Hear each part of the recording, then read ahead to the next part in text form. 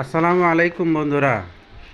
দীর্ঘ 28 দিন বন্ধ থাকার পর আজকের থেকে সারা দেশে আন্তনগর ট্রেন চলাচল শুরু। এই মুহূর্তে আমরা অবস্থান করতেছি উল্লাপাড়া রেলওয়ে স্টেশনে। রাজশাহী থেকে সেরে আসা আন্তনগর পদ্মা এক্সপ্রেস ট্রেনটি আর অল্প কিছু সময়ের মধ্যেই উল্লাপাড়া প্ল্যাটফর্মে এসে পৌঁছাবে। তো বন্ধুরা, শেষ পর্যন্ত আমরা সাথেই থাকি।